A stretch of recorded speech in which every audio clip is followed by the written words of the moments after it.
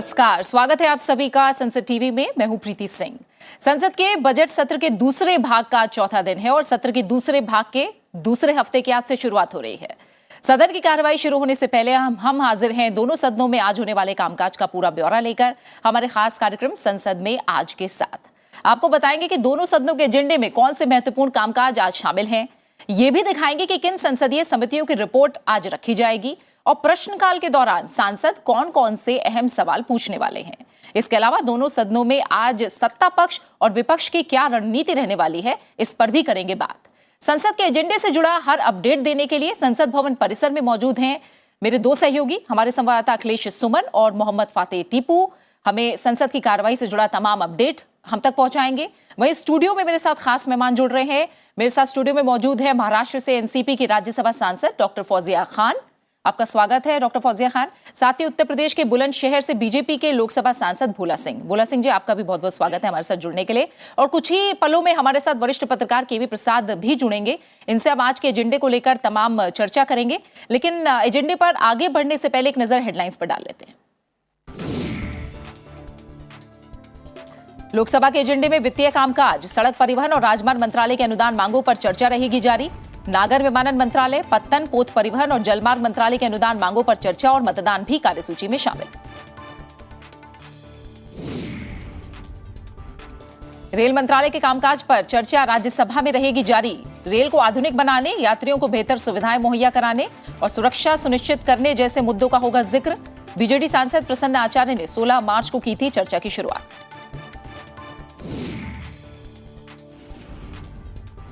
और 2022-23 के लिए जम्मू कश्मीर के बजट पर राज्यसभा में होगी चर्चा। जम्मू कश्मीर विनियोग विधेयक और विनियोग संख्यांक 2 विधेयक 2022 विचार और लौटाए जाने के लिए एजेंडे में शामिल। केंद्र शासित प्रदेश के बजट और विनियोग विधेयक को लोकसभा की मिल चुकी है मंजूरी।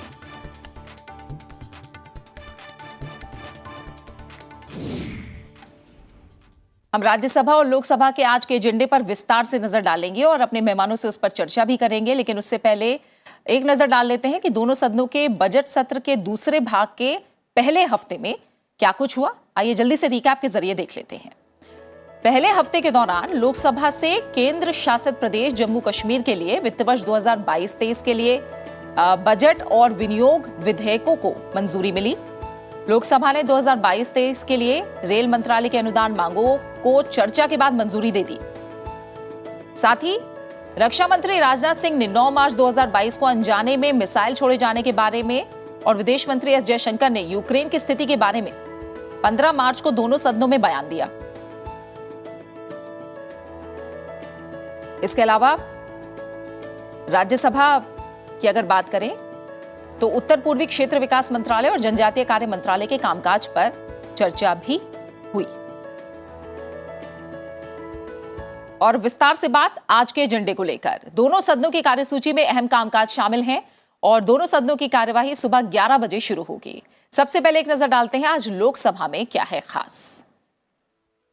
2022-23 के लिए सड़क परिवहन और राजमार्ग मंत्रालय की अनुदान मांगों पर चर्चा लोकसभा में जारी रहेगी। चर्चा के बाद मतदान भी होना है। नागर विमानन मंत्रालय के अनुदान मांगों और पत्तन, पोत परिवहन और जलमार्ग मंत्रालय के अनुदान मांगों पर चर्चा और मतदान भी एजेंडे में शामिल है। लोकसभा महासचिव उत्पल कुमार सिंह ओबीसी के कल्याण संबंधी समिति के साथ राज्यसभा के एक सदस्य को संयोजित करने के बारे में उच्च सदन से प्राप्त संदेश की सूचना देंगे। सभा पटल पर मंत्रालयों और विभागों से संबंधित अहम पत्र रखे जाएंगे और प्रश्नकाल के दौरान जनहित से जुड़े तमाम महत्वपूर्ण सवाल भी आज पूछे जाने हैं। साथ ही सदस्य नियम 377 के अधीन मामले भी उठाएंगे। इसके अलावा लोकसभा में कई अहम संसदीय समितियों के प्रतिवेदन भी पेश किए जाएंगे। इसमें रसायन और उर्वरक संबंधी स्थायी समिति के प्रतिवेदन, संचार और सूचना प्रौद्योगिकी संबंधी स्थायी समिति के प्रतिवेदन और उद्योग संबंधी स्थायी समिति के प्रतिवेदन शामिल हैं।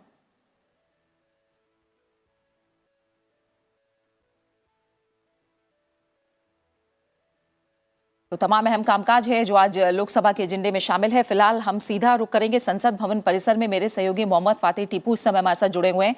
मोहम्मद फातेह टीपू, लोकसभा के एजेंडे में आज हम देख रहे हैं तमाम अहम वित्तीय कामकाज है। किस तरह से आज का दिन और एक तरह से हम देखें ये दूसरा हफ्ता है दूसरे चरण का, किस तरह से अहम रहेगा कामकाज को लेकर? देखिए प्रीति, जिस तरीके से बजट सत्र का ये दूसरा हिस्सा है, 3 दिन जब लोकसभा की कार्रवाई पे हम नज़र डालते हैं तो बेहद उत्पादक वो 3 दिन रहे हैं। इसमें जिस तरीके से JNK को लेकर के जो है तो करीब 1.5 लाख करोड़ रुपए का जो बजट पेश किया गया। उसके अलावा बता दें कि गौरतलब है कि धारा 370 और 35 से हटने के बाद में JNK के विकास के लिए ये तीसरा बजट केंद्र सरकार की तरफ से था। उसके अलावा रेलवे की अनुदान मांगों पर भी चर्चा की गई। देखिए, लोकतंत्र की खूबसूरती ये होती है कि जब सत्ता पक्ष और विपक्ष के बीच में जब कोई विमर्श हो और वो विमर्श का स्थान संसद हो तो उसमें बिल्कुल खुल करके चर्चा होती है। इसकी बानगी प्रीति यहाँ पर देखने को मिली। रेलवे को लेकर ख़ास तौर पर यहाँ पे जो चर्चा की गई उसमें ख़ास तौर पे जो अहम बातों का जिक्र किया गया उसमें रिक्तियों को लेकर के, रेलवे के किस तरीके से वहाँ पे रिक्तियाँ खाली पड़ी हुई हैं। वही जो दक्षिण भारत के सांसद थे उन्होंने जिक्र किया कि आम तौर पे रेलवे में जो नौकरियाँ निकलती हैं उसमें दक्षिण भारत के लोगों को स्थान नहीं दिया जाता है। केरल के सांसद के सुरेश ने चर्चा की शुरुआत किया। उन्होंने केरल में रेलवे जोन न होने का भी जिक्र किया और उन्होंने आपत्ति जताई। इस पर जो रेल मंत्री अश्विनी वैष्णव हैं उन्होंने बताया कि किस तरीके से सबका साथ सबका विकास और समावेशी भारत की नीयत से देश की सरकार और केंद्र सरकार इस दिशा में आगे बढ़ रही है। सबसे बड़ी चीज़ ये है कि जो निजी हाथों में आमतौर पर बाई एंड लार्ज जो सांसदों ने निजी हाथों में रेलवे को सौंपने का मुद्दा उठाया उस पर उन्होंने कहा, मिसाल के तौर पर जब ट्रैक रेलवे की, पटरी रेलवे की, सिग्नलिंग रेलवे की, कोचेज रेलवे के, इंजन रेलवे के, तो किस तरीके से हम इसको निजी हाथों में सौंप सकते हैं, इसको बिल्कुल बेबुनियाद उन्होंने बताया। उसके अलावा प्रीति उन्होंने कहा कि यह एक स्ट्रेटजिक सेक्टर है। स्ट्रेटजिक सेक्टर में ये सामाजिक कर्तव्य होता है सरकार का कि लोगों की सुख सुविधाओं का ध्यान रखे और रेलवे इस दिशा में आगे बढ़ रहा है। प्रीति, बिल्कुल, तमाम अपडेट आपसे हम आगे भी लेते रहेंगे। मोहम्मद फातिह टीपू अब हमारे साथ बने रहिए। भोला सिंह हमारे साथ हैं जो कि लोकसभा में सांसद हैं बीजेपी के। भोला सिंह जी, पहला कमेंट आपसे मैं लेना चाहूंगी। ये आज का दिन लोकसभा के एजेंडे के हिसाब से और ये पूरा हफ्ता एक तरह से हम देखें कामकाज को लेकर कितना अहम रहेगा लोकसभा में आपके नजरिए से? देखिए, बहुत ही महत्वपूर्ण है क्योंकि लास्ट वीक का जैसे अभी बताया कि रेलवे पर चर्चा हुई, रेलवे के अनुदान और वो पास हुए, जम्मू कश्मीर का एडिशनल अनुदान मान पास हुए और आज road and transport national highways का मंत्रालय का डिस्कशन है। और जिस तरीके से हम देखें अगर कंपैरेटिवली कि 2014 से पहले हमारे देश में कितने नेशनल हाईवे बने थे और 2014 से लेकर आज 2022 है, अगर उसका हम कंपैरिजन करेंगे तो हमें समझ में आएगा कि कितना काम रोड मंत्रालय द्वारा किया गया है। मेरे पास आंकड़े हैं कि अप्रैल 2014 से पहले 91,287 किलोमीटर के नेशनल हाईवे हमारे देश में बने थे। हमारे देश को आज़ाद हुए कितना समय 2014 में हुआ था हम सब जानते हैं। दूसरा, अभी जैसे मार्च 2021 है, मार्च 2021 तक 1,37,625 किलोमीटर के 14 से 2021 तक के कार्य हमारे जो हाईवे बने वो सरकार ने बनाए। 2022 में 1,83,101 किलोमीटर के नेशनल हाईवे बनाए। भारत माला परियोजना में 24,800 किलोमीटर के नेशनल हाईवे बनाए। और इसके साथ साथ इस पीरियड में हम देखेंगे बीच में कि जैसे कोविड-19 का प्रकोप रहा और कोविड-19 के प्रकोप के दौरान के बावजूद भी जो बजट है और चाहे कार्य की गति है उसमें कोई रुकावट हमें देखने को नहीं मिली। और पहली बार हम ऐसा देख रहे हैं क्योंकि मैं 2014 में सांसद बना था और मेरा क्षेत्र यूपी है, बुलंदशहर के बहुत ही नज़दीक है और इतना उबड़ खाबड़ रास्ते होते थे, चाहे NH-91 ले लो, चाहे बुलंदशहर से मेरठ का नेशनल हाईवे जो सर्वाधिक कॉस्ट का भी हमारी सरकार के द्वारा बनाया गया। ठीक है। ऐसे ही हम दिल्ली के आसपास अगर NCR की बात करें तो ईस्टर्न और वेस्टर्न पेरिफेरल कितनी तेज गति के साथ में। ठीक है भोला सिंह जी, क्योंकि हम इस पर जो है हम आगे चर्चा करेंगे अलग से। मैं जो आपके जो इंपॉर्टेंट पॉइंट्स जो आप रखना चाह रहे हैं इस पर हम आगे डिटेल में बात करेंगे। फिलहाल फौजिया खान जी का भी मैं ओपनिंग कमेंट ले लूँ। फौजिया जी, आप कितना अहम मान रही हैं ये हफ्ता और आज का दिन कामकाज को लेकर? बहुत अहम मान रही हूँ और अहम होता है संसद का अधिवेशन और इसमें एक हेल्दी डिबेट हो रही है। ये बात की खुशी है कि इस बार जो है हम अच्छी तरह डिबेट कर पा रहे हैं। जो भी आज तक कामकाज हुआ है ये 4 दिनों में बहुत अच्छी तरह कामकाज हुआ है। आगे आने वाले भी दिनों में यही मेरी उम्मीद है कि इस तरह से कामकाज चलेगा और इस तरह अगर विपक्ष और सत्ताधारियों में एक कोऑर्डिनेशन हो के कामकाज चले तो बहुत अच्छा होता है। आज रेल मंत्रालय पे हमारी चर्चा है और बहुत ही अहम ये सेक्टर है, मुझे ऐसा लगता है, क्योंकि 50% लोग जो है ये रेलवे से प्रवास करते हैं, रेल को यूज़ करते हैं, और ये गरीबों का मोड ऑफ ट्रांसपोर्ट है, ऐसा मुझे लगता है। तो इस गरीबों के मोड ऑफ ट्रांसपोर्ट के लिए आज तक इतिहास में इस मंत्रालय में कभी भी मुझे लगता है प्रॉफिटेबिलिटी को नहीं देखा गया है, और आगे आने वाले दिनों में भी ये सेक्टर गरीबों का सेक्टर ही रहे, ऐसा उम्मीद मैं करती हूँ। क्योंकि अगर इस मंत्रालय की बात की जाए तो प्रायोरिटी हमारी कनेक्टिविटी होनी चाहिए, कि जिस तरह हमारे ह्यूमन बॉडी के अंदर वेन्स और आर्टरीज होते हैं और वो हमारा ब्लड जो है पहुंचाते हैं हर पार्ट ऑफ द बॉडी को, कि अपने दिल के से निकल के हमारे ब्रेन में जाता है खून, हमारे हाथ में जाता है, पाँव में जाता है, आँख में जाता है।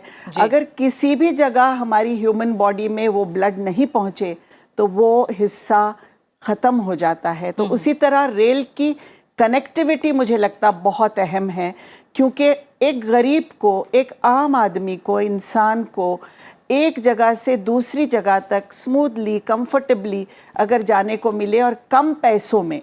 निजीकरण की बात हो रही है, अगर मंत्री महोदय ने कहा है कि निजीकरण के बारे में वो सोच नहीं रहे हैं तो बहुत अच्छी बात है। मेरी भी राय यही है कि ये गवर्नमेंट सेक्टर ही रहे, लेकिन अगर निजीकरण की बात सोचे भी तो ये बात बहुत ज़रूरी है कि ये अफोर्डेबल रहे हमारे एक आम आदमी के लिए, और वो अफोर्डेबिलिटी से हम कभी कॉम्प्रोमाइज़ ना करें, ऐसा मुझे लगता है। ठीक है, ठीक है।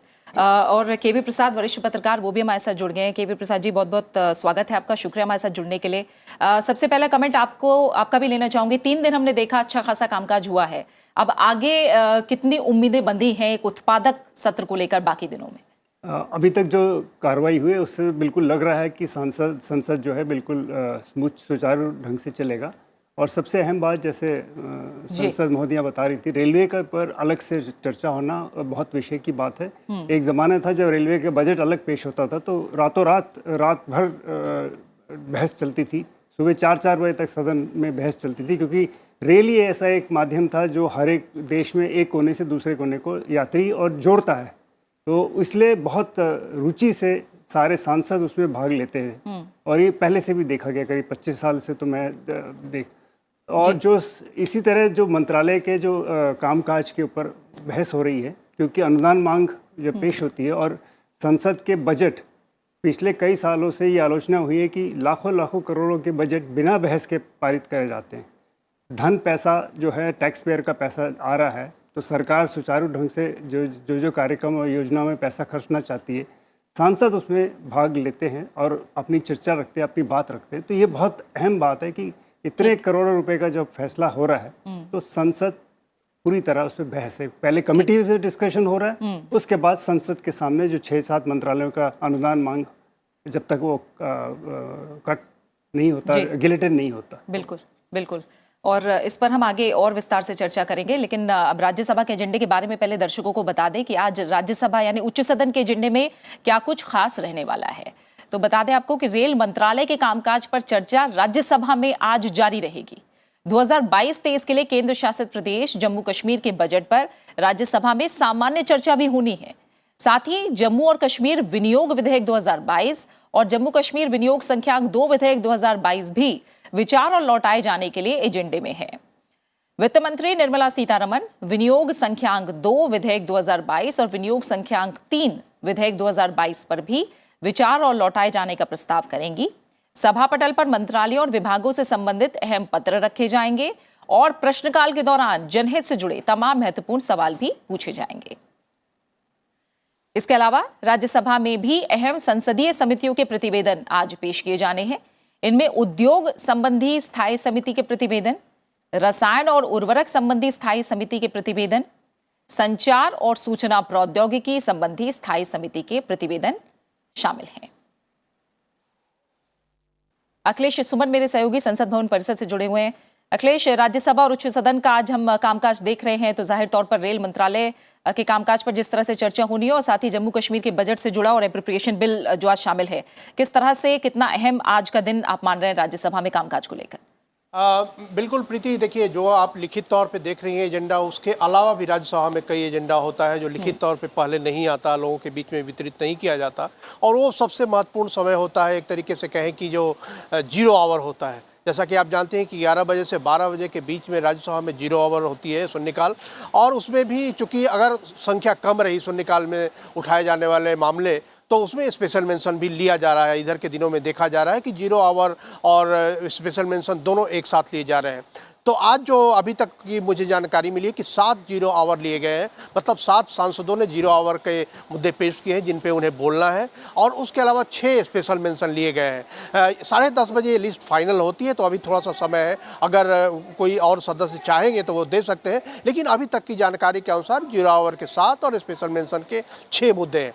उसके अलावा प्रीति, जो एक खास बात यह है कि इधर के दिनों में देखा गया है कि जिस तरीके से राज्यसभा में पहले तकरीबन 10 बजे बैठक होती थी विपक्षी दलों की, वो बैठकें इधर नहीं हो रही हैं और आज भी नहीं हो रही हैं। तो एक तरह से एक कह सकते हैं कि एक समझदारी, आम सहमति है विपक्षी दलों के बीच में कि वे मुद्दे उठाएंगे, और कोई ऐसे कंटेंसस इशू अभी सरकार ने सदन के सामने नहीं रखे जिसपे कि एकजुटता प्रदर्शित करने की ज़रूरत हो या व्यवधान हस्तक्षेप करने की ज़रूरत हो। तो इस लिहाज से कहेंगे कि काफ़ी स्वस्थ तरीके से सदन ये चल रहा है, और आज भी यही उम्मीद है कि ये चलेगा। और जैसा कि आप जानती हैं कि 2 एप्रोप्रिएशन बिल जनरल है, उसके अलावा जम्मू कश्मीर पे 2 एप्रोप्रिएशन बिल है, उसके अलावा जम्मू कश्मीर पे बजट की चर्चा है। ये काफ़ी महत्वपूर्ण है क्योंकि जम्मू कश्मीर में जब से अनुच्छेद 370 को निरस्त किया गया है, उसके बाद जम्मू कश्मीर में एक विशेष स्थिति उत्पन्न हुई है, और केंद्र सरकार और वहाँ के जो लेफ्टिनेंट गवर्नर के नेतृत्व में जो है सरकार, वो मिलकर जम्मू कश्मीर को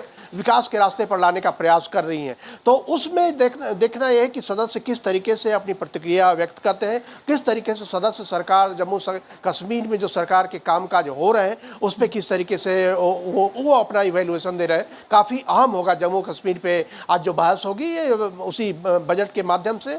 और रेल मंत्रालय का जो काम है वो भी काफ़ी अहम है, क्योंकि आप जानती हैं कि रेल बजट आजकल अकेले नहीं होता। पहले रेल बजट अलग से आता था, जो आम बजट होता था उससे अलग से उसकी प्रस्तुति की जाती थी, लेकिन अब रेल बजट भी अन्य मंत्रालयों की तरह आता है। लेकिन सवाल कई नए उठ गए हैं, जिसमें फ्लेक्सी फेयर का मामला है, यात्रियों की सुविधाओं का मामला है। तो ये सारे ऐसे मुद्दे हैं जिसमें कि फर्स्ट टर्न एक्सपीरियंस सांसदों को होती है, और वो फर्स्ट एक्सपीरियंस के माध्यम से जब सरकार के सामने वो अपनी बातें कहते हैं तो निश्चित तौर पे सरकार को भी कुछ ऐसे इनपुट मिलते हैं जो आमतौर पर ब्यूरोक्रेसी के माध्यम से उन्हें नहीं मिल पाते। तो काफी अहम दिन साबित होने वाला है आज का दिन प्रीति। बिल्कुल अखिलेश, आप हमारे साथ बने रहिए, आपके पास हम लगातार आएंगे और अपडेट लेने के लिए, और आगे बढ़े और कामकाज और एजेंडे पर अगर विस्तार से नजर डालें और लोकसभा के एजेंडे की पहले बात करें तो 2022-23 के लिए सड़क परिवहन और राजमार्ग मंत्रालय के अनुदान मांगों पर चर्चा लोकसभा में आज भी जारी रहनी है। 16 मार्च को कांग्रेस सांसद अनुमुला रेवंत रेड्डी ने चर्चा की शुरुआत की थी, जिसके बाद विभिन्न दलों के सांसदों ने अपने अपने विचार और सुझाव रखे थे। विपक्ष ने सड़क परिवहन और राजमार्ग के क्षेत्र में निवेश घटने और लक्ष्य के अनुरूप काम नहीं होने के आरोप लगाए। वहीं सत्ता पक्ष ने कहा कि यूपीए सरकार के मुकाबले प्रधानमंत्री नरेंद्र मोदी की अगुवाई वाली सरकार में राजमार्गों के निर्माण का काम कई गुना तेज हुआ है। 16 मार्च को करीब 2.25 घंटे चली चर्चा में विभिन्न दलों के सांसदों ने हिस्सा लिया, लेकिन ये चर्चा पूरी नहीं हो पाई और आज भी जारी रहेगी। चर्चा के बाद सड़क परिवहन और राजमार्ग मंत्रालय के अनुदान मांगों पर मतदान भी होना है। नागर विमानन मंत्रालय और पत्तन पोत परिवहन और जलमार्ग मंत्रालय के अनुदान मांगों पर चर्चा और मतदान भी कार्यसूची में शामिल है। वहीं राज्यसभा में आज रेल मंत्रालय के कामकाज पर चर्चा जारी रहेगी। 16 मार्च को बीजेडी सांसद प्रसन्न आचार्य ने चर्चा की शुरुआत करते हुए कहा कि आजादी के करीब 75 साल बाद भी देश के कई हिस्से रेल नेटवर्क से नहीं जुड़ पाए हैं और इस ओर ध्यान देने की जरूरत है। उन्होंने कहा कि कई रेल परियोजनाओं में विभिन्न कारणों के चलते देरी हुई, लेकिन बावजूद इसके रेलवे के क्षेत्र में प्रगति उल्लेखनीय है। उन्होंने किसान ट्रेन चलाने के सरकार के कदम की भी सराहना की। रेल मंत्रालय के कामकाज पर चर्चा अधूरी रही और ये आज भी जारी रहेगी। रेल मंत्रालय को इस साल के बजट में करीब 1,40,367 करोड़ रुपए आवंटित किए गए हैं, जो पिछले वित्त वर्ष के संशोधित आंकड़ों से 20,311 करोड़ रुपए अधिक हैं। चर्चा के दौरान रेल को आधुनिक बनाने, यात्रियों को बेहतर सुविधाएं मुहैया कराने के साथ ही सुरक्षा सुनिश्चित करने जैसे मुद्दों का भी जिक्र होने की उम्मीद है। पहले मैं फौजिया खान जी के पास जाऊंगी। फौजिया जी, आप भी बात कर रही थी और भोला सिंह जी ने भी जिस तरह की बात कही, और हम देख रहे हैं एक तरह से ट्रांसपोर्टेशन को लेकर जो आज का दिन है वो अपने आप में अहम रहने वाला है, चाहे वो सड़क परिवहन राजमार्ग की बात हो या फिर पोत परिवहन की बात हो, नागर विमानन की बात हो और रेल मंत्रालय। एक तरह से दोनों ही सदनों में देखें तो ट्रांसपोर्टेशन किसी भी देश की उन्नति के लिए सबसे ज्यादा जरूरी एक अहम हिस्सा होता है। सरकार कह रही है कि वो सड़कों के निर्माण के काम में काफी तेजी से आगे बढ़ रही है, लेकिन तमाम विपक्ष के सांसद कह रहे हैं कि लक्ष्य से काफी पीछे चला जा रहा है। तो ये चर्चा कितनी अहम है और क्या ऐसे अहम मुद्दे हैं जो आप चाहती हैं कि सदन में उठें आगे? निश्चित तौर पे जो आप कह रही हैं कि कनेक्टिविटी बहुत ही अहम बात है, क्योंकि कनेक्टिविटी से ही उन्नति जुड़ी हुई होती है, और अगर जहाँ अच्छी कनेक्टिविटी हो वहाँ उस क्षेत्र का पूरा विकास अच्छी तरह होता है, होलसम विकास होता है। लेकिन जैसा आपने कहा, प्रसन्ना आचार्य जी ने हमारे राज्यसभा में शुरू में अपने पहले भाषण में ये कहा कि जो ऑनगोइंग प्रोजेक्ट्स है आज बहुत देरी से चल रहे हैं, उनको तेज़ गति से चलना ज़रूरी है।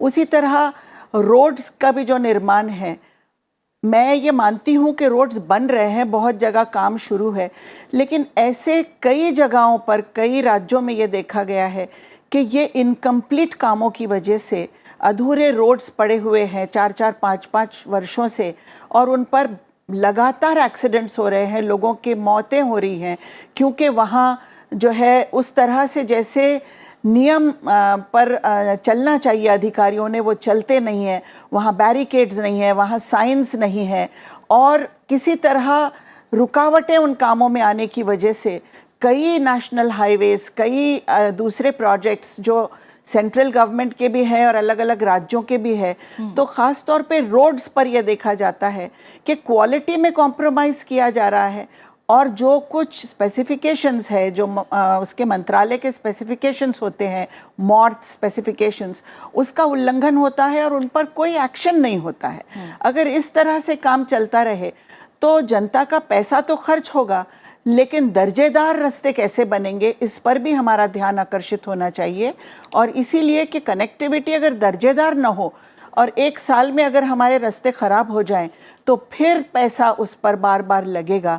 इस बात की ओर भी मैं सरकार का ध्यान आकर्षित करना चाहती हूँ। कनेक्टिविटी जितनी इम्पॉर्टेंट है, क्वालिटी भी उतनी ही इम्पॉर्टेंट है, ऐसा मुझे लगता है। जहाँ तक रेल मंत्रालय का सवाल है, यहाँ मैं थोड़ा सा समाधान व्यक्त करना चाहूँगी कि रेलवे स्टेशंस हो, वहाँ एक मैकेनाइजेशन हमें दिख रहा है, कुछ चीज़ें ऐसी है कि जो सिक्योरिटी में भी थोड़ी वृद्धि हमको होती भी ट्रेन्स में और रेलवे स्टेशंस पे नज़र आ रही है। इस बात से एक समाधान सा लगता है, लेकिन फिर मैं यही बात कहना चाहूँगी कि प्रायोरिटी हमारी कनेक्टिविटी है। जो प्रसन्ना आचार्य जी ने कहा कि कई ऐसे इलाके हैं जहाँ आज भी रेलवे कनेक्टिविटी नहीं है, आज भी वो प्यासे हैं, आज भी वहाँ तक उनके वेन्स में का ब्लड नहीं पहुँच रहा है, और इसीलिए उस ओर सरकार को प्रायोरिटी पर देखना आवश्यक है, ऐसा मुझे लगता है। बिल्कुल। भोला सिंह जी, आपने जैसे तमाम शुरू में भी आंकड़े दिए थे और कहा था कि कितनी तेजी से जो सरकार है वो सड़कों के निर्माण की ओर आगे बढ़ रही है, लेकिन जैसे अभी फौजिया जी ने भी कहा, और हम जानते हैं सुप्रीम कोर्ट ये कह चुका है कि जो भारत की सड़कें हैं वो कातिल है एक तरह से, यानी मेंटेनेंस, सड़कें तो बने, मेंटेनेंस पे भी उतना ही ध्यान दिया जाए, रखरखाव को लेकर, और दुर्घटनाएं ना हो, इन सब पहलुओं का भी ध्यान रखकर आगे बढ़ा जाए। इस पर आप क्या कहेंगे? देखिए प्रीति जी, अभी मैंने आंकड़ों के साथ में आपको बताया कि 2014 से पहले, देखिए देश की आज़ादी के बाद लगभग 63 साल कांग्रेस और यूपीए का शासन देश में रहा है, और अभी जैसे फौजिया जी कह रही थी कि 5 साल से कम गति में काम हो रहे, मैंने आपको आंकड़े दिए कि हम 5 साल में, 7 साल में कितना काम किया।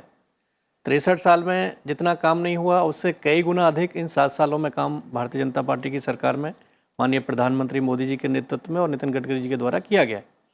और मुझे नहीं लगता कि कोई भी संसदीय क्षेत्र ऐसा है, कोई भी सांसद चाहे पक्ष का हो चाहे विपक्ष का हो, जो भी काम लेके अपने क्षेत्र के नेशनल हाईवे का काम हो, चाहे उसके CRF का काम हो, जो भी मंत्रालय के पास जाता है, माननीय मंत्री जी के पास जाता है, तो उसको संतुष्ट करके भेजते हैं और उस पर काम करते हैं। रही बात प्रोजेक्टों की डिलेस की, तो हम देखते हैं कि ये काम तो पहले की सरकारों में होते थे कि कितने वो शिलान्यास करते थे और लोकार्पण में कितना समय उसका लगता था। अभी हम देखते हैं कि 7 साल के काम अगर देखें तो आप दिल्ली के आसपास एनसीआर की जो मैं बात कर रहा था, ईस्टर्न पेरीफेरल को अगर हम लेते हैं तो कितनी तेज़ गति से वो कार्य का उसका शुभारंभ हुआ, कार्य पूर्ण हुआ और देश को वो धरोहर के रूप में दे दिया। ऐसे ही मैं देख रहा था कि अभी मुंबई से गोवा के लिए, क्योंकि महाराष्ट्र से हैं हमारी फौजिया जी, मुंबई से गोवा के लिए नेशनल हाईवे कितनी तेज़ गति से उस पर काम चल रहा है। तो 5 साल में देखिए सड़क है, सड़क बनने में जो काम लगता है, जितना काम सरकार टेंडर के लिए, अथॉरिटी के लिए, उस कंपनी के लिए जो समय तय करती है, वो उस तय समय से पहले उसको पूरा करके और हमारी सरकार उसका लोकार्पण भी करती है। पहली बार ऐसा हम देख रहे हैं कि जो कार्यकाल में शिलान्यास हुआ है उसी कार्यकाल में लोकार्पण भी उन कार्यों के हुए हैं। लेकिन पहले तो देखते थे कि बस शिलान्यास ही होते रहते थे और काम का कोई नाम नहीं होता था। तो ये परिवर्तन है और परिवर्तन वास्तव में देखने को मिल रहा है। जो क्वालिटी की बात है तो मुझे नहीं लगता फौजिया जी की कोई क्वालिटी कंप्रोमाइज किसी भी मामले में किया जा रहा है। ठीक है। अगर कोई, आपने कहा कि कोई सुनवाई नहीं है, कोई ऐसे उदाहरण आपके पास हो कि आपने शिकायत की हो और उस पर कार्रवाई ना हो या सुनवाई ना हुई हो, तो आप जरूर लोगों के सामने उसको रखने का वो करें। ठीक है, अभी रेलवे पे भी मैं अलग से कमेंट लूंगी। केवी प्रसाद सर, हमने देखा कि नितिन गडकरी जो सड़क परिवहन मंत्री हैं, उन्होंने कांग्रेस सांसद एल हनुमंथैया के सवाल का जवाब देते हुए हाल ही में कहा कि भारत में सड़कों के जाल और इससे जुड़ा जो इंफ्रास्ट्रक्चर है उससे जुड़ी सुविधाएं 2024 तक अमेरिका की बराबरी कर पाएंगी। जाहिर तौर पर ये जो लक्ष्य है या कहें महत्वाकांक्षा है, अपने आप में काफी अच्छी है और सड़कों को लेकर जिस तरह का से काम हो रहा है वो अपने आप में एक सराहना उसकी हो रही है। लेकिन जो चर्चा के दौरान तमाम बिंदु आ रहे हैं उन्हें समायोजित करना आगे की प्लानिंग में वो भी कितना जरूरी है? बहुत अहम है। और जैसे जब सांसद अपनी बात रखते हैं वो अपने क्षेत्र के साथ जुड़े हुए होते हैं तो उनको पता होता है कि समस्या कहाँ पे है। और एक बहुत बड़ी समस्या कई सालों से देखी गई सरकारों को ये है भूमि अधिग्रहण का। कई जगह इसलिए भी निलंबित रहता है क्योंकि भूमि अधिग्रहण के लिए समस्या रहती है। खैर वो एक अलग समस्या है।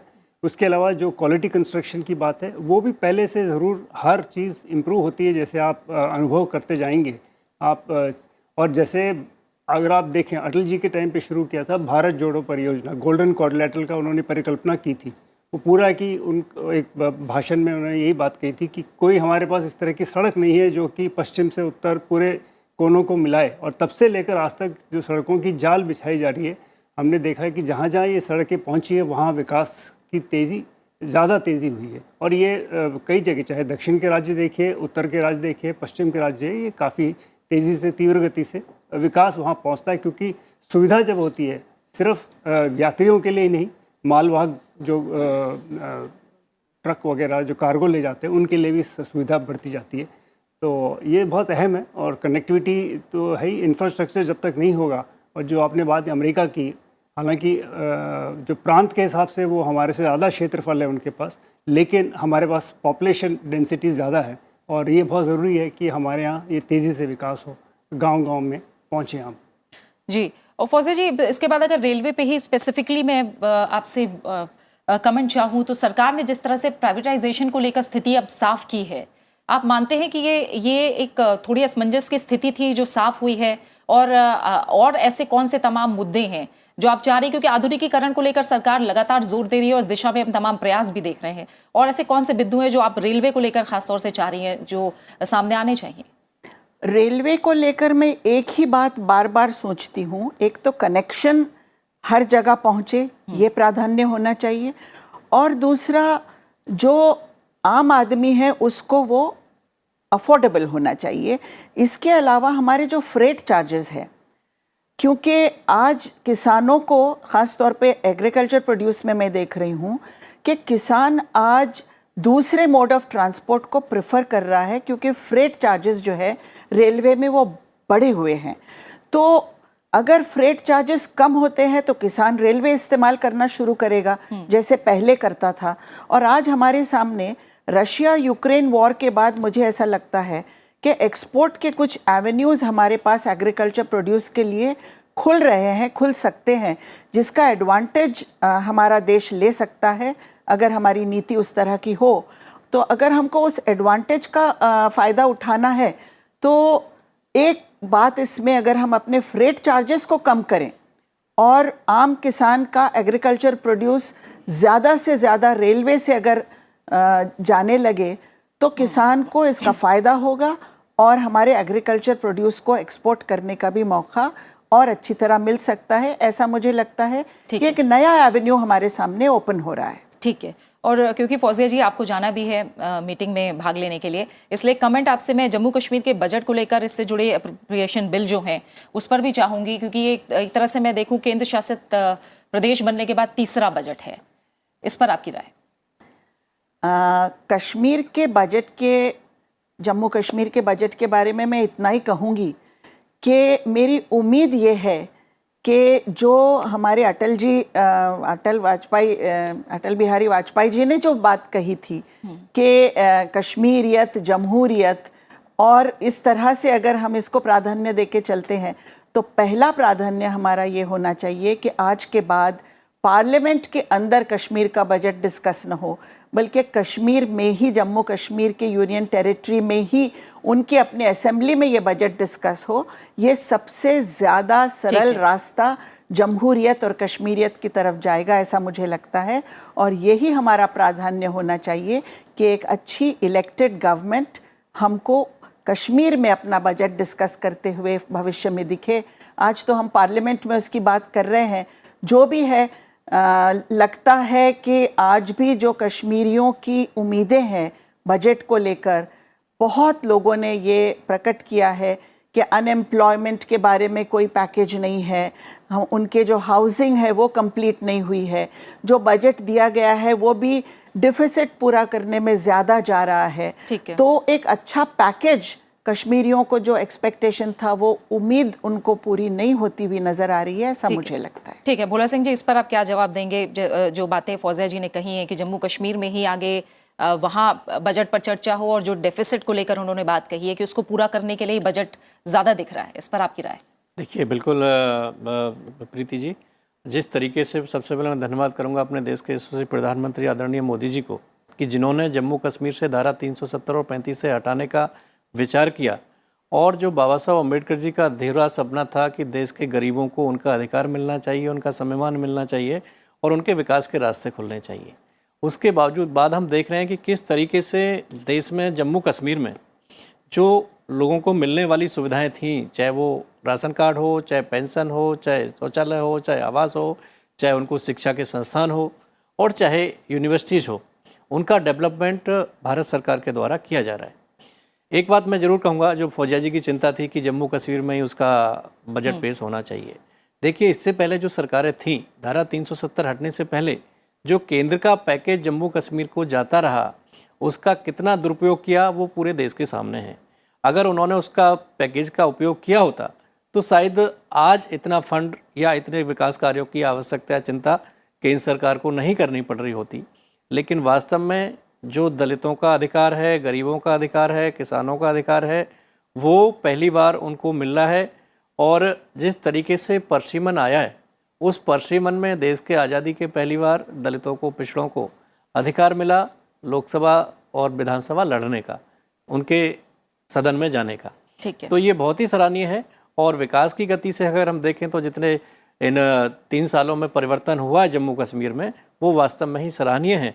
और जिस तेज गति के साथ में शांति व्यवस्था भी और लोगों को विकास भी दिख रहा है, तो सराहनीय हो गया है। ठीक है भोला सिंह जी, इसी के साथ मैं फौजिया खान जी को फिलहाल धन्यवाद कहूँगी, उन्हें जाना है मीटिंग अटेंड करने के लिए। फौजिया जी, बहुत बहुत शुक्रिया हमारे साथ संसद में आज में इस चर्चा में जुड़ने के लिए। फिलहाल आपका, बाकी केवी प्रसाद जी, भोला सिंह जी, आप दोनों हमारे साथ बने हुए हैं। आगे एजेंडे पर हम थोड़ा नजर डालें तो 2022-23 के लिए केंद्र शासित प्रदेश जम्मू कश्मीर के बजट पर राज्यसभा में सामान्य चर्चा आज होनी है। साथ ही जम्मू और कश्मीर विनियोग विधेयक 2022 और जम्मू कश्मीर विनियोग संख्यांक 2 विधेयक 2022 भी विचार और लौटाए जाने के लिए एजेंडे में है। वित्त मंत्री निर्मला सीतारमण इन पर विचार और लौटाए जाने का प्रस्ताव करेंगी। बजट सत्र के दूसरे भाग के पहले ही दिन 14 मार्च को वित्त मंत्री निर्मला सीतारमण ने लोकसभा में केंद्र शासित प्रदेश जम्मू कश्मीर के लिए वित्त वर्ष 2022-23 का 1,42,000 करोड़ रुपए का बजट पेश किया, जिसे सदन ने मंजूरी दे दी थी। लोकसभा से इन विनियोग विधेयकों को भी मंजूरी मिल चुकी है। अखिलेश सुमन हमारे साथ जुड़े हुए हैं, फिलहाल उनका हम रुख करेंगे। अखिलेश, आपने तमाम जो और कामकाज हैं, जीरो आर को लेकर, स्पेशल मेंशन को लेकर आपने तमाम अहम जानकारी दी। इसके अलावा जो लिस्टेड कामकाज और खासकर हमने जैसा अभी बताया कि जम्मू कश्मीर के एक तरह से वित्तीय व्यवस्था को लेकर जो आज का दिन है और उस पर चर्चा है राज्यसभा में, वो किस तरह से जरूरी रहेगी, और उस पर हमने लोकसभा में काफी अच्छी चर्चा की। रोचक चर्चा होती है जी। और इस चर्चा में भले ही मामला बजट का हो, लेकिन इसके माध्यम से पूरी राजनीति पर भी चर्चा होती है। और जम्मू कश्मीर की जो खास स्थिति रही है, उस खास स्थिति में जो सरकार ने खास प्रयास करने की बात कही है, उसका भी एक तरीके से कहें कि पूरा रिव्यू हो जाता है, उस पर भी पूरा विमर्श हो जाता है। तो अभी तक जो सरकार ने जो खाका पेश किया है जम्मू कश्मीर के बजट के बारे में, उसमें काफ़ी कह रहे हैं कि खर्च है इसमें, कि तकरीबन सरकार ने बताया है कि 29% जो है वो सैलरी पे जाएगा, 9% पेंशन पे जाएगा, 6% जो कर्ज है सरकार के पुराने, उन कर्जों के भरपाई में जाएगा। उसके अलावा पावर खरीदने में, सेंट्रली स्पॉन्सर्ड जो स्कीम है उनको खरीदने में उनकी भरपूर्ति के लिए जाएगा। लेकिन इनकम में भी सरकार ने काफ़ी बातें कही हैं, जिसमें कहा है कि 34% ग्रांट होंगे, उसके अलावा GST से आमदनी होगी, उसके अलावा sales tax, excise duty, power से भी टैरिफ। जब आमतौर पर ये कहा करते हैं कि जम्मू कश्मीर में लोग बिजली का शुल्क नहीं अदा करते, लेकिन सरकार ने उसमें भी कहा है कि पावर से इतना टैक्स जुटाया जाएगा।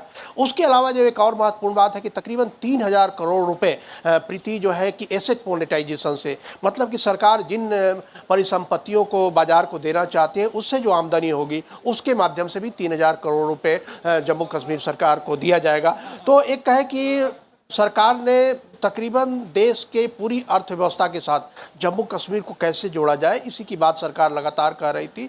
और अभी जो सांसद भोला सिंह जी कह रहे थे, उनका भी यही कहना था। तो उस दिशा में लगता है कि ये बजट आगे बढ़ने वाला है। लेकिन निश्चित तौर पे जब ये सवाल उठेगा, उसके साथ साथ ये भी सवाल उठेगा कि जम्मू कश्मीर में जो हिंसा की स्थिति है, हिंसा की स्थिति पे क्या स्थिति है।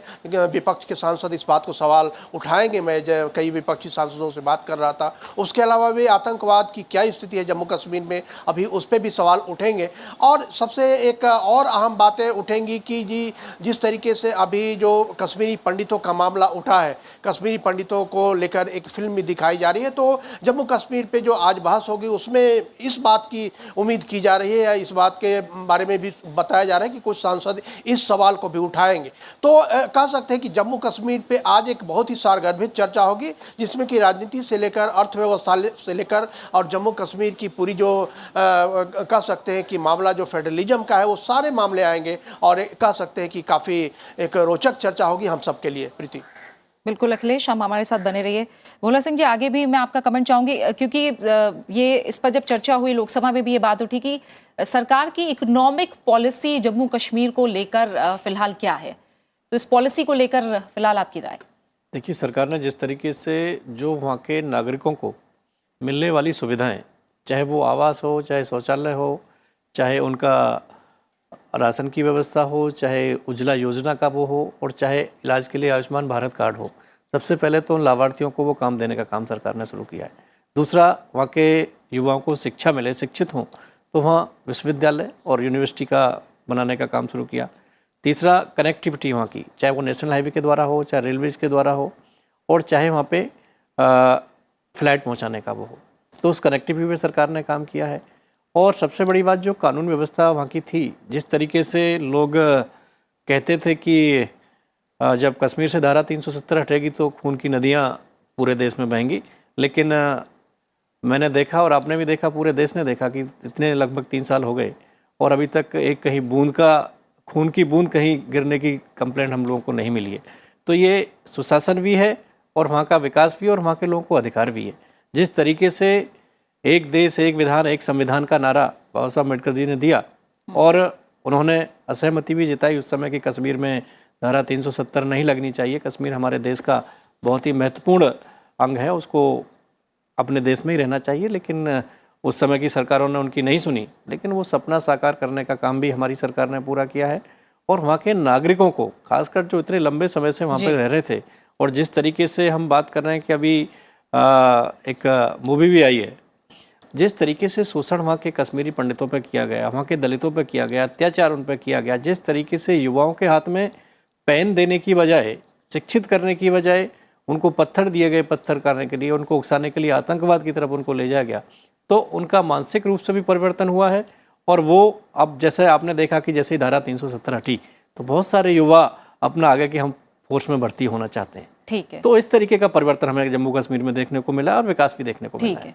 केवी प्रसाद जी, आपने जो चर्चा इसे लेकर अब तक दूसरे सदन में सुनी और हम जान रहे हैं कि स्थितियां हाल फिलहाल जम्मू कश्मीर को लेकर किस तरह से और कितनी तेजी से बदली हैं, उसे देखते हुए अब जो रायशुमारी संसद के अंदर हो रही है वो कितनी महत्वपूर्ण आपको नजर आ रही है? और इसके बजट को लेकर जो अभी फौजिया जी ने भी दो बातें उठाई थी, उस पर आपकी राय क्या है?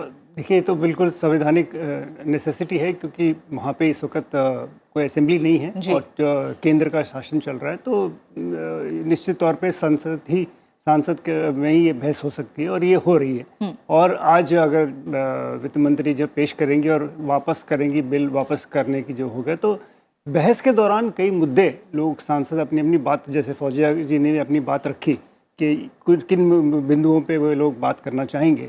विकास, सरकार का जो पूरा एजेंडा है वो विकास और चौमुखी विकास की बात कर रही है, तो उसमें अगर लगता है कि या तो और बेहतरी हो सके ताकि आम नागरिक को फ़ायदा मिले, या उसमें कोई त्रुटियां नज़र आती है, तो सांसद उसके इस बहस के दौरान अपनी बात रख सकते हैं। और सरकार को उसमें अगर कोई सकारात्मक चीज़ें दिखती हैं तो अभी इतना वक्त है कि सरकार उसमें जवाब भी दे सकती है और चाहे तो संशोधन पेश करके वापस लोकसभा में ले जा सकती है, अगर ऐसा कोई बहुत महत्वपूर्ण बात लगती है तो अभी चर्चा है और कई सारे मुद्दे सांसद उठाना चाहते हैं। और जैसे कहा कि फिल्म को लेकर जो एक पूरे देश में एक नया किस्म की जो बात तेज़ी से आगे बढ़ी है, और अखिलेश जी ने भी उस बात को जिक्र किया है कि कुछ सांसद उसके ऊपर भी बात रखना चाहते हैं।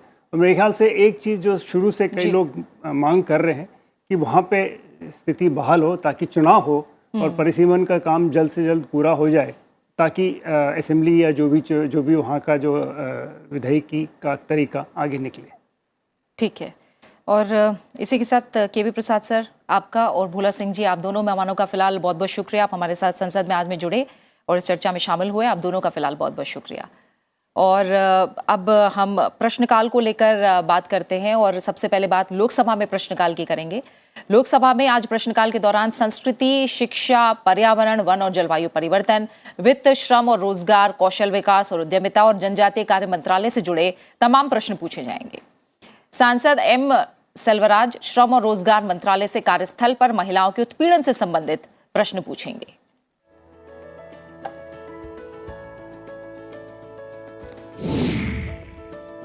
सांसद धनवीर सिंह शिक्षा मंत्रालय से हरियाणा में केंद्रीय विद्यालय और नवोदय विद्यालय से संबंधित प्रश्न पूछेंगे। सांसद उन्मेष भैया साहेब पाटिल शिक्षा मंत्रालय से समग्र शिक्षा अभियान के अंतर्गत गुणवत्तापूर्ण शिक्षा से संबंधित प्रश्न पूछेंगे। सांसद अपराजिता सारंगी शिक्षा मंत्रालय से दिव्यांग छात्रों के लिए ऑनलाइन कक्षाओं से संबंधित प्रश्न पूछेंगी।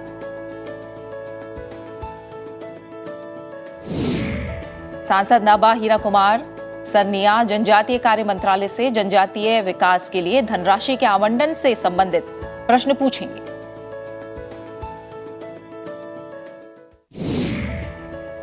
सांसद राजवीर राजू भैया सिंह संस्कृति मंत्रालय से हिमालय क्षेत्र की सांस्कृतिक विरासत के संरक्षण और विकास से संबंधित प्रश्न पूछेंगे।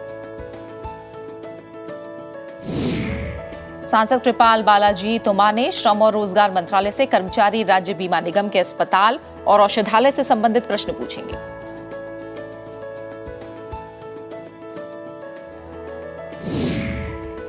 सांसद अशोक कुमार यादव कौशल विकास और उद्यमिता मंत्रालय से बिहार में कौशल विकास से संबंधित प्रश्न पूछेंगे।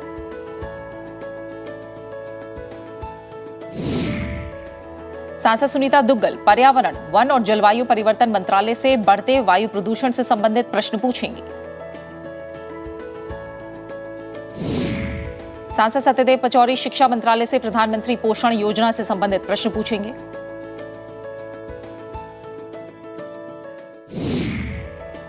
सांसद दयाकर पसुनूरी वित्त मंत्रालय से उपकर का संग्रहण से संबंधित सवाल करेंगे।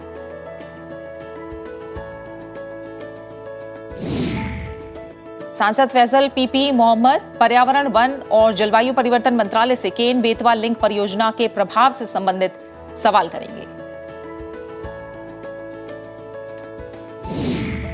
सांसद ज्ञानेश्वर पाटिल कौशल विकास और उद्यमिता मंत्रालय से पथ विक्रेताओं के कौशल का विकास से संबंधित प्रश्न करेंगे।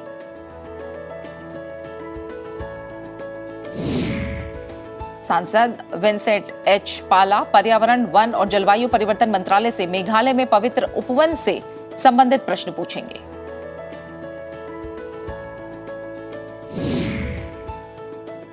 सांसद प्रवेश साहिब सिंह शिक्षा मंत्रालय से दिल्ली सरकार के अंतर्गत आने वाले विद्यालयों में छात्रों की ओर से पढ़ाई बीच में छोड़ दिए जाने के मामले से जुड़ा सवाल करेंगे।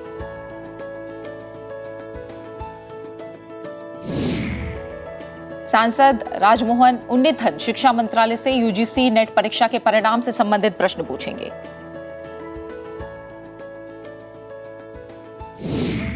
सांसद रघु रामकृष्ण राजू कानुमुरु वित्त मंत्रालय से कपास पर आयात शुल्क से जुड़ा सवाल करेंगे।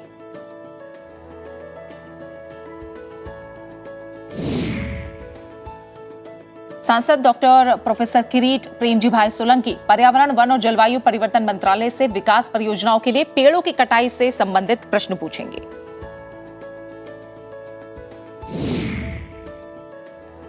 सांसद गिरीश चंद्र शिक्षा मंत्रालय से आईआईटी में पीएचडी कार्यक्रमों में आरक्षण से संबंधित प्रश्न पूछेंगे।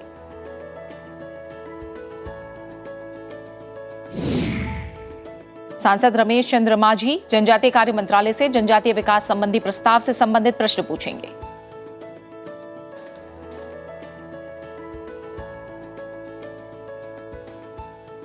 और इस समय फिलहाल मेरे सहयोगी मोहम्मद फातेह टीपू मेरे साथ जुड़े हैं। मोहम्मद फातेह टीपू, हम देख रहे हैं क्योंकि अभी जो 3 दिन कामकाज हुआ है वो भी काफी उत्पादक रहा है और इस सत्र को लेकर तमाम आगे उम्मीदें भी हैं और प्रश्नकाल का सुचारू रूप से चलना ये अपने आप में कितना अहम हो जाता है और आज लोकसभा में प्रश्नकाल कितना जरूरी देख रहे हैं आप? इस तरीके से आपने कहा कि प्रश्नकाल किसी भी संसदीय कार्रवाई का वह हिस्सा होता है जिसके माध्यम से देश की जो जनता है वो अपने नुमाइंदे के माध्यम से देश की संसद में अपने मुद्दों को वो उठाती है। तो काफ़ी अहम ये है और अगर आप संसद की परंपरा देखेंगे तो यहाँ पे हमेशा लोगों को ये मौका दिया जाता है कि जो स्थानीय मुद्दे हैं, मसले हैं, मसाइल हैं, उनको देश की संसद में जो लोकतंत्र की जो सर्वोच्च संस्था है यहाँ पे उसको उठाया जाए। तो फिलहाल पिछले 2 साल पे अगर आप नज़र डालेंगे तो कोविड की वजह से यहाँ पे काफ़ी गतिरोध भी देखने को मिला था, लेकिन बजट का ये सत्र चाहे आप पहले हिस्से का जिक्र करें या फिर जो दूसरा हिस्सा अभी 4 दिन इसको बीते हैं, आज वो यहाँ पे शुरू होने जा रहा है। तो फिलहाल काफ़ी उत्पादक रहने की उम्मीद है और आने वाले दिनों में ये उम्मीद की जा रही है कि 8 अप्रैल तक जो ये सत्र चलेगा, बजट का सत्र, इसमें काफ़ी प्रोडक्टिविटी भी शामिल होने की उम्मीद है। प्रीति,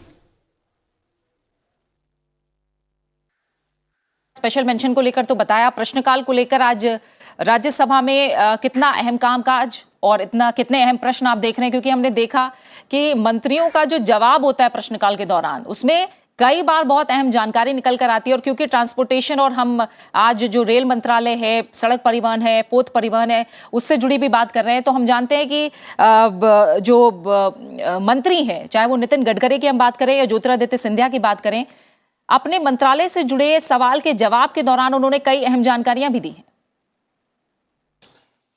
देखिए, निश्चित तौर पे प्रीति, जब प्रश्नकाल का मौका होता है तो सिर्फ वही सांसद सवाल नहीं पूछते जिन सांसदों ने मूल सवाल किया है, लेकिन परंपरा ये है कि उसके अलावा अन्य सांसद भी अगर उससे संबंधित कोई अन्य सवाल पूछना चाहते हैं तो निश्चित तौर पे पूछ सकते हैं।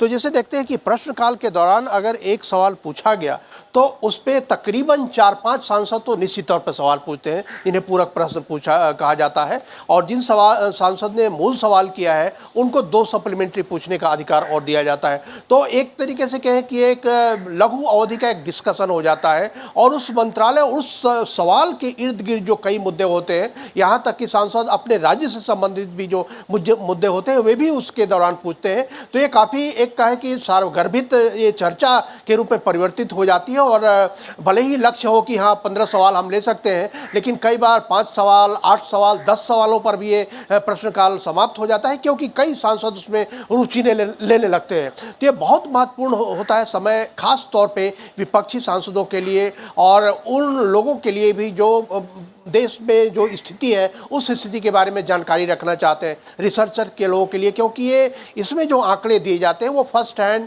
सबसे प्रामाणिक आंकड़ा होता है। यह प्रामाणिक आंकड़ा जिसका कि उपयोग आगे आने वाले कई सप्ताहों तक आप कर सकते हैं। तो निश्चित तौर पे इस हिसाब से देखें तो इस बजट सत्र के दौरान जो विपक्षी सांसदों ने एक रणनीति बनाई कि सरकार को सवालों से घेर कर, सरकार से चर्चा से घेर कर उनसे वो बात कराई जाए जो वो हम चाहते हैं। तो विपक्षी अपने इस मामले में सफल हुए और निश्चित तौर पे सत्ता पक्ष को भी इस बात का मौका मिला कि वो देश में क्या काम कर रहे हैं, किस विभाग से जुड़े हुए किन की बातों पर सरकार की कार्रवाइयां चल रही हैं, इन सारे चीजों की जानकारी देने का भी अवसर होता है और जनता इससे लाभान्वित होती है कि किस क्षेत्र में उनके लिए क्या नए अवसर खड़े हो रहे हैं और क्या नए अवसर तैयार हुए हैं। तो यह एक बहुत ही महत्वपूर्ण समय होता है और इस बजट सत्र में लगातार यह देखने को मिल रहा है कि विपक्ष और सत्ता पक्ष के सांसद भी सरकार पर सवाल खड़े कर रहे हैं और सरकार अपनी समझ के मुताबिक उसके जवाब भी दे रहे हैं। हालांकि कई बार ऐसा भी देखने को मिला है कि सदस्य संतुष्ट नहीं हुए हैं, तो उस पे एक व्यवस्था ये होती है कि वे लिख के देंगे तो सरकार उस पर या तो अलग से फिर से जवाब देगी या फिर उसका लिखित उत्तर दिया जाएगा। ऐसा होता है। बिल्कुल, बहुत बहुत शुक्रिया आपका अखिलेश सुमन और मोहम्मद फातेह टीपू हमारे साथ जुड़ने के लिए और तमाम जानकारी अपडेट हम तक पहुंचाने के लिए। तो राज्यसभा में प्रश्नकाल के दौरान आज कौन से महत्वपूर्ण सवाल शामिल है एजेंडे में, उन पर एक नजर डाल लेते हैं। आज नागर विमानन, कोयला, रक्षा, जल शक्ति, सूक्ष्म लघु और मध्यम उद्यम, खान और पेट्रोलियम और प्राकृतिक गैस मंत्रालय से जुड़े सवाल किए जाने हैं। सांसद मुजीबुल्लाह खान कोयला मंत्रालय से कोयले पर मिलने वाली रॉयल्टी की दरों से जुड़ा सवाल करेंगे। सांसद के.आर. सुरेश रेड्डी जल शक्ति मंत्रालय से नदी की बेसिनों से संबंधित प्रमुख समस्याओं और खतरों की पहचान करने से संबंधित प्रश्न पूछेंगे। सांसद जॉन ब्रिटास नागर विमानन मंत्रालय से विदेशी माल वाहक विमानों के लिए अनुमति से संबंधित प्रश्न पूछेंगे। सांसद सैयद नासिर हुसैन नागर विमानन मंत्रालय से देश के विमानन क्षेत्र की वृद्धि दर से संबंधित प्रश्न पूछेंगे। सांसद डॉक्टर वी शिवदासन रक्षा मंत्रालय से सशस्त्र बलों में भर्ती से संबंधित प्रश्न पूछेंगे।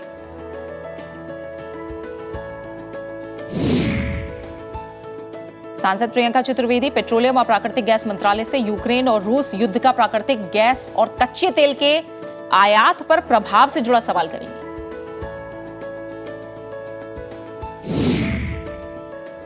सांसद नीरज शेखर जल शक्ति मंत्रालय से पेयजल में होने वाले आर्सेनिक के संदूषण की समस्या के समाधान से संबंधित प्रश्न पूछेंगे। सांसद केसी राममूर्ति जल शक्ति मंत्रालय से कर्नाटक में हर घर में नल से जल से जुड़ा सवाल करेंगे।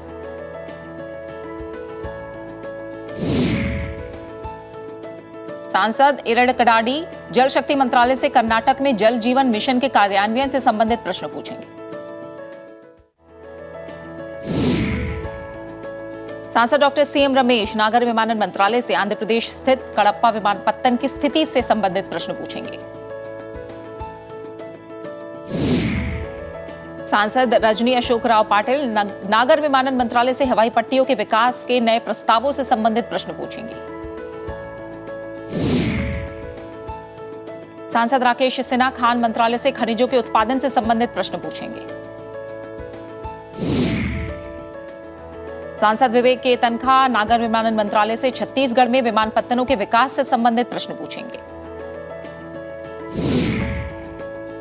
सांसद डॉक्टर शांतनु सेन सूक्ष्म लघु और मध्यम उद्यम मंत्रालय से सूक्ष्म लघु और मध्यम उद्यमों के लिए TREDS प्लेटफॉर्म के अधीन किए गए लेन देन से संबंधित सवाल करेंगे।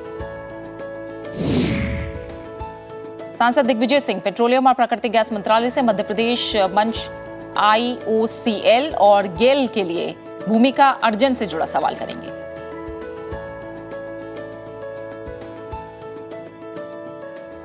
और इसी के साथ फिलहाल संसद में आज में इतना ही। अब से कुछ देर में लोकसभा और राज्यसभा की कार्रवाई शुरू होने जा रही है।